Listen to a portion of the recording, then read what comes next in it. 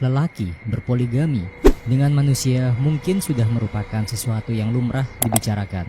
Tapi bagaimana dengan berpoligami dan menikah dengan bangsa jin? Ada salah satu kisah nyata yang dilakukan seorang pria demi melepaskan diri dari belenggu kemiskinan. Ritual ini dilakukan di Gunung Salak, Bogor, Jawa Barat. Kehidupan yang kian sulit membuat sebagian orang menjadi bimbang dan tidak sedikit dari mereka yang mencari cara untuk melakukan usaha instan menjadi kaya. Fenomena berpoligami dengan jin kini sudah semakin tren. Kabarnya tidak sedikit yang melakukan cara ini untuk menjadi kaya dan penglaris bisnisnya. Ari adalah seorang kepala keluarga yang memiliki jabatan sewaktu bekerja di sebuah pabrik makanan ringan. 3 bulan lalu, ia melakukan kesalahan pencurian aset perusahaan hingga akhirnya ia di-PHK oleh pemimpin perusahaannya. Sebagai karyawan yang tidak lagi dipekerjakan, ia hanya mendapatkan pesangon yang tidak seberapa jika melihat seorang istri dan 2 orang anaknya yang duduk di bangku sekolah dasar. Karena tidak ingin melihat keluarganya yang harmonis ini sedih atas apa yang menimpanya, Ari memutuskan untuk mencicil motor dengan uang pesangon yang ia miliki untuk dipergunakan sebagai ojek online, pengganti pekerjaan utamanya. Masalah bermula ketika penghasilan Ari ternyata tidak seperti yang ia bayangkan. Profesinya sebagai tukang ojek ini ternyata tidak bisa mendatangkan uang yang cukup banyak untuk melunasi hutang-hutang yang ia miliki. Bukannya mengembalikan motor, Ari memaksakan diri dengan meminjam uang kepada Lintah Darat agar bisa melunasi cicilan motornya. Cicilan motornya sekarang memang lunas, tapi Ari harus dihantui oleh hutang yang menggunung akibat bunga yang diberikan oleh Lintah Darat. Ia tidak tahu lagi harus melakukan apa. Uangnya tetap tidak cukup meskipun istrinya berusaha untuk membantu dengan bekerja sebagai kuli cuci. Rasa frustasi yang dialami oleh Ari mempertemukannya dengan Mbah Anom.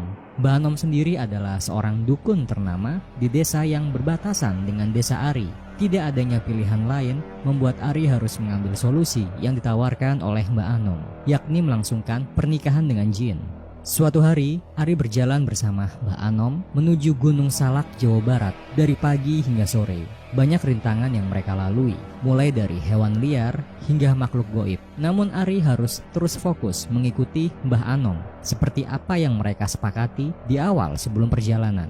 Mereka akhirnya sudah sampai di suatu bukit. Rupanya Ari sudah mulai kelelahan namun tetap mencoba untuk fokus. Tak ingin matanya lepas sedikit pun dari Mbah Anom. Adapun yang dilakukan Mbah Anom adalah melakukan ritual klinik yang tidak dimengerti oleh Ari. Meski begitu, Ari yakin bahwa Mbah Anom dapat menyelesaikan apa yang telah ia mulai dan akan mampu membawanya mengakhiri kehidupan yang ia jalani saat ini. Jadi kamu sudah siap buat menikah, ujar Mbah Anom. Jika kamu yakin ingin melakukan pesugihan ini, kamu harus mengawalinya dengan semedi selama 30 hari di Gunung Salak, ucap Mbah Anom. Ari tidak memiliki pilihan lain selain menyanggupinya. Ia pergi ke Gunung Salak dengan berbohong kepada istri dan anak-anaknya. Ia mengaku mendapatkan pekerjaan di sebuah proyek pembangunan apartemen selama 1 bulan. Ari ketakutan setengah mati ketika pertama kali melakukan semedi di Gunung Salak. Bermodalkan beberapa kotak lilin, ia harus melewati terang dan gelap di tengah hutan bersama dengan makhluk halus yang kerap kali mengganggunya. Entah dengan menunjukkan diri atau mengeluarkan suara tangis atau tawa yang seakan membuat kulit Ari ingin lepas dari badannya. Meski menakutkan, pengalaman yang dihadapi Ari membuatnya semakin tak tergoyangkan ketika mengalami kejadian mistis. Ari yang kembali lagi ke Gunung Salak setelah sebelumnya pulang karena telah menyelesaikan semedi ini tidak merasa takut dengan gangguan yang ia dapat di perjalanan.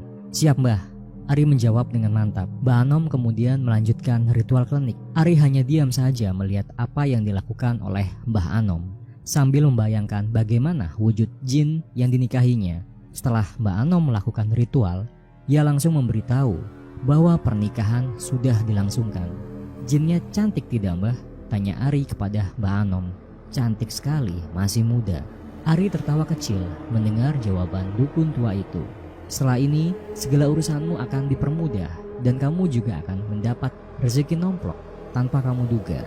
Tapi kamu harus ingat, puasa dan sesajen harus tetap dilaksanakan. Mbak Anom mencoba mengingatkan. Baik Mbah, jawab Ari dengan perasaan senang. Selepas melangsungkan pernikahan, Ari memang rajin berpuasa dan juga memberi sesajen yang ia taruh di gudang rumahnya tanpa sepengetahuan istri dan anak-anaknya. Benar yang dijanjikan oleh Mbak Anom. Sebulan setelah melangsungkan pernikahan, Ari ditawari pekerjaan oleh teman lamanya di pabrik untuk bekerja di sebuah perusahaan dengan penghasilan yang cukup menggiurkan. Bahkan Ari yang sudah mulai lupa akan pekerjaannya disediakan pelatihan gratis oleh perusahaan tempat ia bekerja. Perlahan namun pasti, penghasilan yang didapat oleh Ari kemudian ia sisihkan beberapa untuk membuka warung kecil-kecilan di rumahnya yang kemudian laku sehingga dapat berkembang menjadi warung sembako yang menyediakan berbagai keperluan orang-orang desa. Oke, sekian cerita gambar untuk edisi kali